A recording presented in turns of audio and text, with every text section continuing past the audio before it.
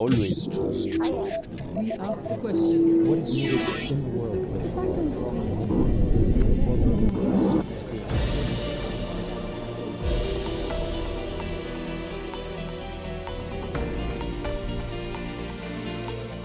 Dolazi iz Tunisa. Za sebe kaže da je proizvod Francuske. Abdallah Ben Mansur član je Međunarodne komisije islamsko-kršćanskog dijaloga. Predsjednik je Federacije europskih islamskih organizacija i posjetio je Bosnu i Hercegovinu. Ça fait des années que nous voudrions venir à Sarajevo parce que notre fédération, qui est la plus grande fédération des musulmans en Europe, qui regroupe 29 pays, réunit son conseil d'administration. Le conseil d'administration il est formé par les présidents des associations dans chaque pays européen. On le réunit dans chaque capitale, dans chaque ville, donc on tourne en Europe. Et depuis des années, on voulait venir à Sarajevo. On a demandé aux gens ici quand est-ce que nous pouvons venir. Donc on leur a donné un calendrier et selon nos dates. Ils nous ont dit que cette date-là, ça serait bien. Ça fait 40 ans que vous êtes en France, vous êtes d'origine tunisienne. Dites-moi, pour la première fois que vous êtes venu en France, la France ne vous a pas bien accueilli, n'est-ce pas? Mais bien sûr, entre la France et la Tunisie, la culture est différente, la langue est différente, les habitudes sont différentes. Bien sûr, on sent une sorte de méfiance déjà. Et la France, elle a déjà par nature une méfiance de tout ce qui n'est pas français. Même quand c'est pas français, il y a déjà une méfiance. Mais après quelques années, les Français ils ont commencé à avoir une méfiance des immigrés en général, des musulmans en particulier. Mais nous, on s'adapte. Ce n'était pas à cause parce que votre organisation était proche aux frères musulmans? Ah non, non, non, ça c'est venu beaucoup plus tard. Et proche des frères musulmans, ça veut dire quoi? Ça ne veut absolument rien dire. C'est un slogan journalistique qui est vide de sens. Ils savent que nous sommes les musulmans les plus modérés. Seulement, la présence musulmane en Europe gêne. Elle gêne beaucoup de juifs sionistes parce qu'ils pensent que les musulmans vont soutenir la Palestine. Donc ils essaient de compromettre notre existence en Europe. Elle gêne beaucoup de catholiques parce qu'ils pensent que l'islam gagne du terrain, donc c'est au détriment de la religion catholique. Elle gêne beaucoup de laïcs non religieux parce qu'ils pensent que la religion, ça y est, c'est fini, ces gens-là. Donc cette gêne-là de beaucoup d'eux essaie de nous montrer comme étant des gens louches, des gens pas tout à fait clairs. Alors ils inventent proche des frères musulmans. Ça veut dire, les frères musulmans, ce n'est pas un pays pour qu'on soit proche. Proche géographiquement, proche, ça veut dire quoi? Ça ne veut rien dire. Seulement, ils ont opéré dans l'opinion publique une image négative des frères musulmans. Donc, ils ne peuvent pas dire que nous sommes des frères musulmans parce que ce n'est pas vrai. On est une organisation européenne.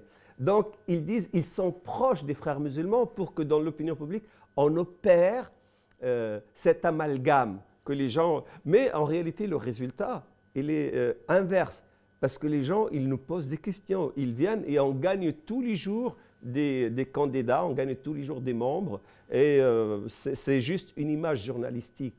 Vous avez eu des problèmes pour obtenir votre nationalité française, n'est-ce pas? Ça, comme tous les musulmans qui ont demandé la nationalité, ils étaient toujours refusés parce qu'ils sont musulmans. Mais je l'ai obtenu après parce que le gouvernement n'avait rien à me reprocher. La seule chose qu'il a écrite, c'est que ce monsieur-là, il parle bien le français et il a une influence chez les jeunes. Donc, si jamais il prend la nationalité, il va faire un lobby politique. Et ça, ce n'est pas une raison. C'est pour ça que le tribunal, à la fin, il m'a donné la nationalité. Selon vous, est-ce que l'Europe peut changer quelque chose dans la relation vers ces musulmans? Et qu'est-ce que c'est que les musulmans d'Europe peuvent changer dans leur approche? Les musulmans en Europe, ils ont une double identité.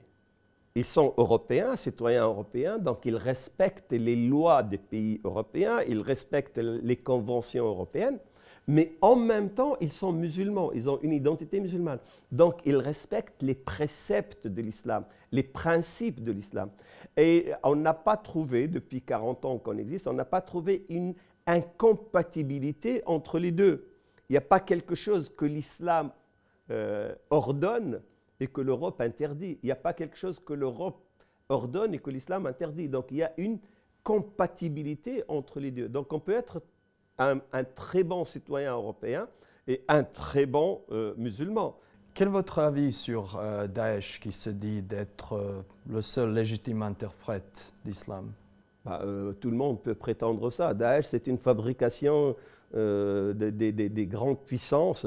Les musulmans, ils n'ont jamais été consultés pour ça. On ne sait même pas si ça existe. On entend des noms. C'est une organisation qui prétend présenter des musulmans là-bas, d'ailleurs en Syrie et en Irak. Elle n'a jamais eu le mandat des musulmans, et encore moins le mandat des musulmans en Europe. Et les pratiques de cette organisation sont d'une manière claire condamnables par l'islam. L'islam ne peut jamais accepter les attentats, les assassinats, il ne peut jamais accepter. Ce n'est pas parce que quelques-uns ils ont prétendu qu'ils parlent au nom de musulmans que c'est vrai.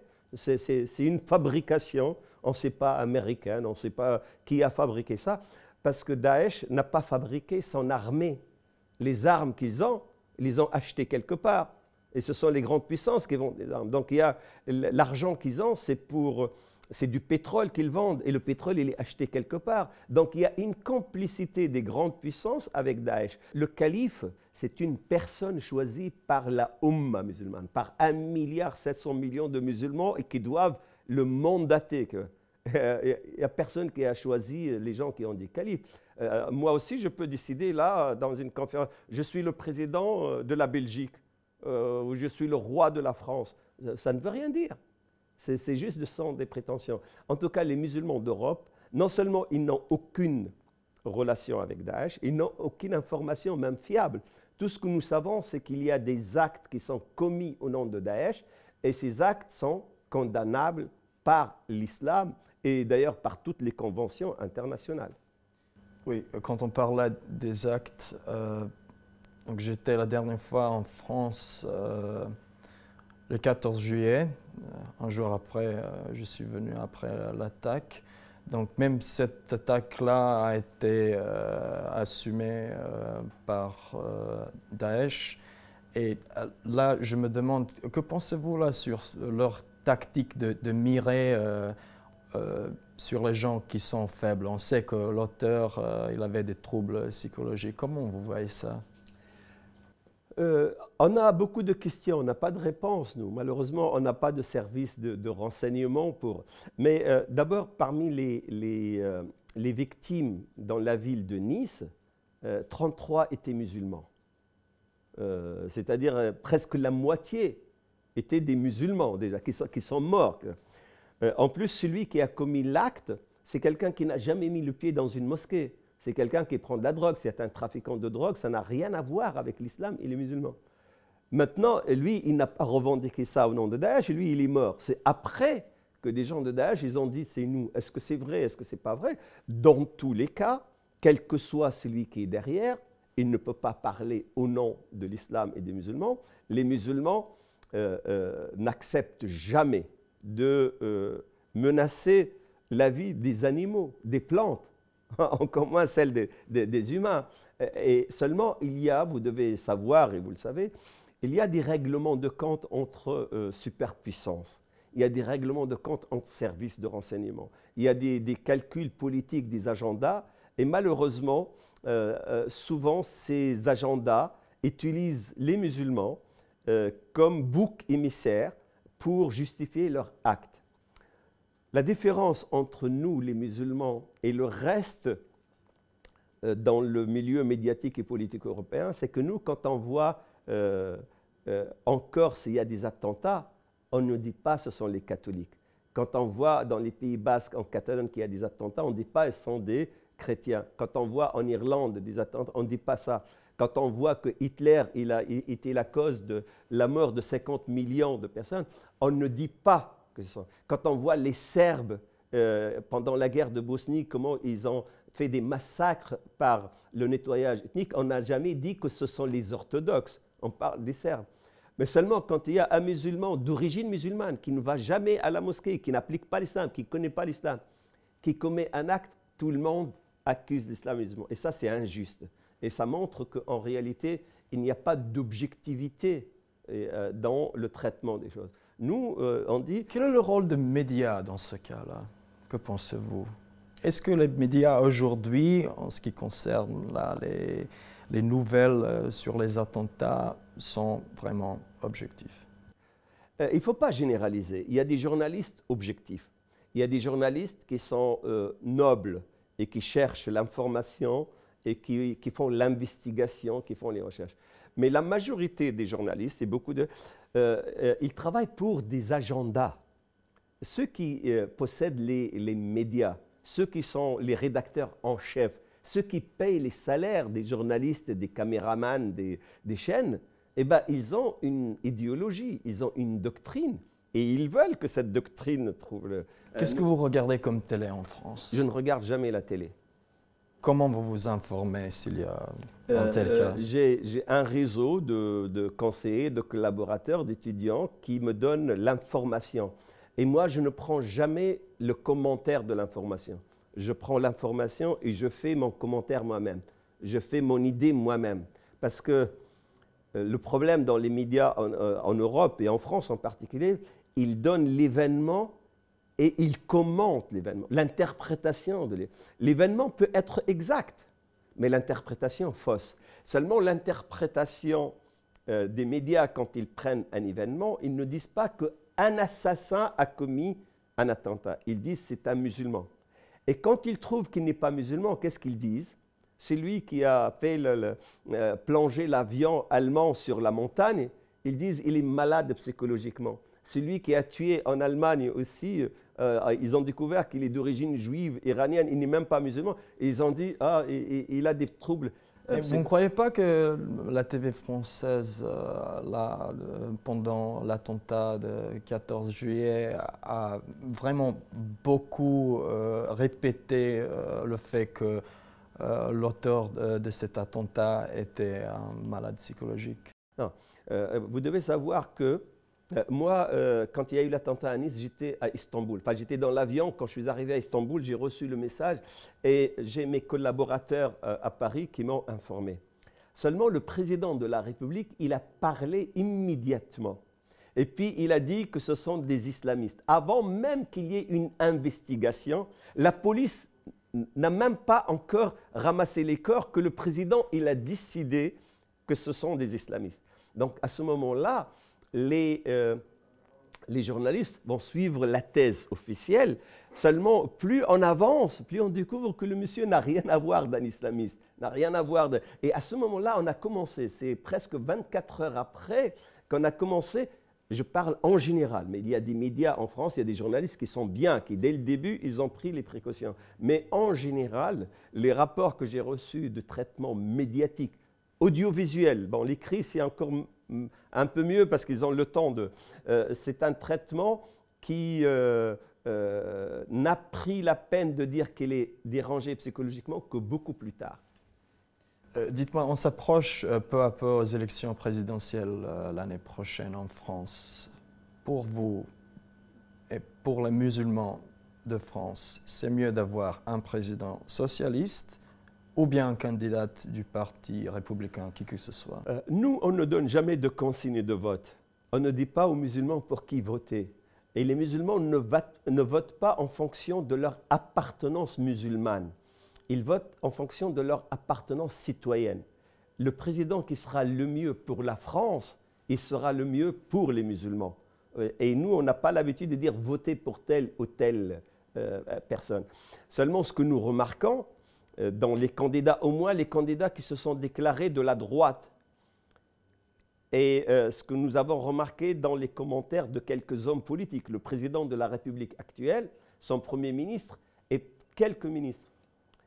Les dossiers essentiels, le chômage, le pouvoir d'achat, la sécurité, l'enseignement, les gouvernements, ils ont échoué. Ils n'ont pas pu résoudre ça. Et c'est pour ça qu'ils n'ont rien proposé aux Français. Seulement, la chose qui peut, c'est combattre l'islamisme, le terrorisme, etc. Donc, le seul programme qu'ils ont, et j'ai trouvé que c'est dommage, pour ne pas dire honteux, que des candidats, ils n'ont comme programme que le burkini de la musulmane, le foulard de la musulmane. Les politiques français, leur programme pour gouverner la France, c'est commenter la garde-robe de la femme musulmane.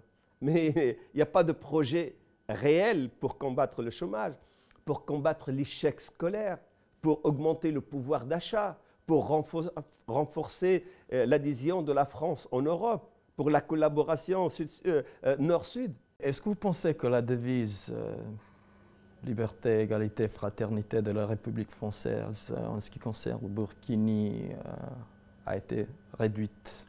Heureusement que le Conseil d'État il a annulé les arrêtés des maires. Il leur a dit ce que vous avez fait n'est pas au nom de la laïcité.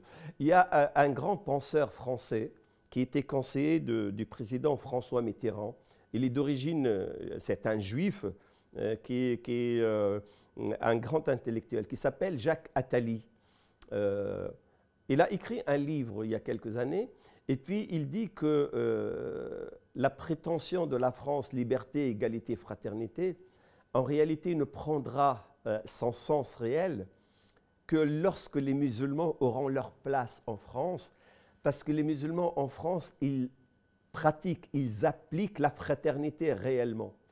Mais la République française, quand elle parle de fraternité, en réalité, il n'y a pas dans la réalité l'application réelle de cette fraternité. Quand ils disent égalité, il n'y a pas tout à fait de l'égalité. Dans les textes, oui, mais dans la pratique, moi, je suis ingénieur électronicien et j'ai la meilleure note de mon école d'ingénieur. Et j'ai mon collègue qui s'appelle Michel, qui est le dernier de la classe. On demande pour être accepté dans une société. Lui, il sera accepté et moi, non. Parce que moi, je m'appelle Abdallah et lui, il s'appelle Michel. Donc, dans la réalité, il n'y a pas tout à fait de l'égalité. Mais malgré ça, nous essayons d'alerter la société et on s'adapte. Il y a un changement. Il y a de plus en plus de Français qui demandent qu'il y ait l'égalité, la liberté, la fraternité. Parce que la liberté pour la femme, elle ne peut pas, la femme musulmane, mettre ce qu'elle veut. Si elle met un foulard, elle perd sa liberté. Si elle met un burkini, elle perd sa liberté. Mais on comprend la méfiance des Français, la peur de quelques Français, mais on dit que cette pratique n'est pas bonne. Et qu'est-ce que nous avons fait pour le burkini? On n'a rien fait. On a dit, il y a un Conseil d'État, il va d'ici. Et Dieu merci, le Conseil d'État, il a arrêté. Donc la liberté s'est respectée quand même. Voilà, et c'est pour ça, on a toujours de l'espoir qu'en France, finalement, la justice, les institutions appliquent les textes. Mais on parle de la pratique de tous les jours, il y a toujours des déviances. Comme chez les musulmans, il y a des musulmans qui appliquent mal l'islam. Chez les non-musulmans, il y a des Français qui appliquent mal les lois de la République. À cause de la guerre en Syrie et en Irak, il y a beaucoup de musulmans réfugiés qui sont venus en Union européenne. Votre organisation, la Fédération des organisations islamiques d'Europe, quel rôle pourrait-elle avoir pour intégrer ces musulmans dans les sociétés d'Occident? Je dois vous dire la vérité, c'est qu'on n'a pas réagi parce qu'ils sont des musulmans. On n'a pas réagi comme ça. On a réagi parce qu'ils sont des réfugiés qui ont besoin. Mais nous, en tant que musulmans, qu'est-ce que nous avons fait? D'ailleurs, je prends l'exemple de deux pays essentiellement, l'Allemagne et la Suède, parce que c'est là où il y a le flux de réfugiés le plus important. Nous avons donné des instructions à nos associations en Allemagne pour aider le gouvernement allemand pour accueillir ces réfugiés. Et ils sont allés voir à l'échelle des communes, des villes, des municipalités et du gouvernement, nous sommes là pour vous aider. Pour la traduction, puisque la majorité parle arabe, nous avons des gens qui parlent arabe. Pour la compréhension des cultures, des coutumes, comment ils mangent, comment ils s'habillent, Donc nous avons mis nos moyens à la disposition des autorités. Et il y a une collaboration étroite et très active. À Berlin, notre organisation, elle est très active, elle est très appréciée par les autorités allemandes parce qu'elle a facilité à l'autorité allemande de bien accueillir ces réfugiés. Et nous avons fait la même chose en Suède. Donc notre rôle, c'est comment aider les autorités à bien accueillir et encadrer ces réfugiés. Quand on parle d'islam, il y a évidemment une grande différence entre la version qui vient de l'Arabie saoudite et l'autre qui est vu plus comme libéral, celui qui est venu de la Turquie, qu'on a ici en Bosnie-Herzégovine. Est-ce qu'une version d'islam exclut l'autre? Non, en réalité, l'islam, il y a des principes fondamentaux qui sont immuables, ils sont les mêmes, donc tout le monde. Et ils ne sont pas très nombreux, il n'y a qu'un seul Dieu. Le messager, le dernier messager, c'est le prophète Mohammed. Et puis il y a des interdictions qu'on appelle même dans la chrétienté, on appelle ça les commandements noachiques, les commandements de Noé, le prophète Noé. Il ne faut pas tuer, il ne faut pas voler, il ne faut pas tromper. Donc ce sont des choses qui sont communes pour tout le monde. Ça, c'est un islam qui est le même pour tout le monde. Maintenant, il y a une application, il y a une pratique, et cette pratique-là, elle est modifiée selon l'environnement. En Arabie saoudite, ils ont un environnement qui accepte une certaine manière, une certaine rigueur. Ils peuvent le faire, mais ils n'ont pas le droit de l'imposer aux autres. En Turquie, ils ont les mêmes principes, mais ils ont une autre manière d'approcher la politique, d'approcher l'économie. Eh bien, ils ont le droit de le faire, mais ils ne peuvent pas l'imposer aux autres. Nous, en Europe, c'est pour ça on s'appelle la Fédération des musulmans d'Europe. Nous avons un islam européen. Ça veut dire quoi? C'est-à-dire que nous partageons avec les Bosniaques, avec les Saoudiens, avec les Turcs, avec les musulmans belges, les principes fondamentaux. Seulement, après, nous avons notre pratique à nous, européenne, qui est éclairée par l'environnement européen, qui répond aux besoins des musulmans en Europe. Donc, qui est beaucoup plus, on va dire, modérée et libérale qu'elle ne peut être intégriste et rigoriste. On ne peut pas être intégriste en Europe. Il faut qu'on soit modéré, il faut qu'on soit libéraux, il faut qu'on adapte, tout en respectant l'islam, mais on l'adapte au contexte, à la réalité européenne. Et c'est ce que nous faisons. Comment vous voyez l'avenir de votre pays d'origine, la Tunisie, maintenant, après le printemps arabe, après l'ère de Ben Ali? Écoutez, la Tunisie, c'est elle qui a déclenché déjà le printemps arabe, c'est là-bas. Et elle est un des pays, les rares pays qui ont résisté.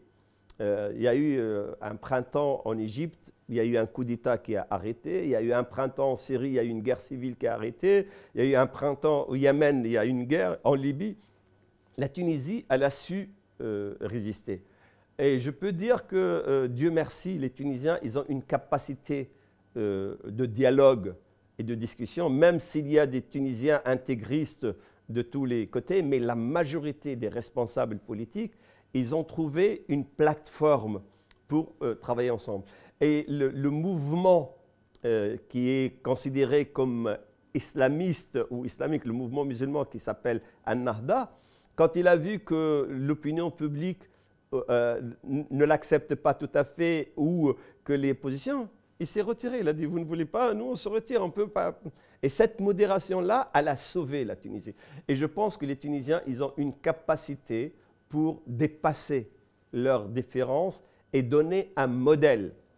Ils sont plus proches de l'expérience turque, d'ailleurs, dans la pratique politique, que des autres expériences. Et je pense que l'avenir de la Tunisie, il y aura quelques turbulences, mais ça sera un avenir stable, Inch'Allah.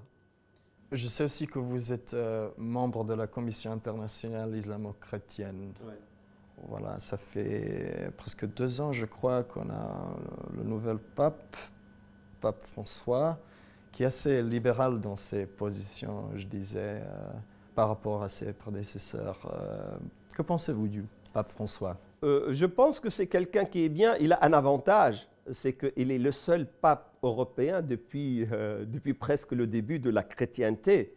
Les papes ont toujours été des papes européens. Là, il est un pape qui est ici de l'Amérique du Sud. Donc, il a l'expérience, on va dire, du Sud, de l'autre côté du monde. Ça lui donne cette modération, cette liberté. Et en plus, c'est quelqu'un qui a su prendre les leçons à la fois de Jean-Paul II et de Benoît XVI. Et il a su que la relation avec les autres religions ne peut pas être conflictuelle. Il faut qu'il y ait une sorte de dialogue. Et c'est pour ça qu'il nous a écrit depuis plus d'1 an et on est en contact. Et là, il nous a invités. Et moi, je serai reçu par lui jeudi, le 3 novembre, dans quelques jours, au Vatican. Il y a une réunion pour les responsables du dialogue religieux au sein du Vatican. Et c'est l'occasion pour d'abord le féliciter pour ça et affirmer que l'avenir de l'Europe, c'est que musulmans, chrétiens, juifs, croyants, non-croyants, qu'on collabore et on travaille ensemble. Mais on ne peut pas opposer les uns aux autres. Et la seule manière, c'est le dialogue. Monsieur Ben Mansour, je vous remercie encore une fois. C'était un grand plaisir de vous parler. Je vous en prie. Merci beaucoup. C'est moi qui vous remercie et ça serait avec plaisir une autre fois, Inch'Allah. Merci.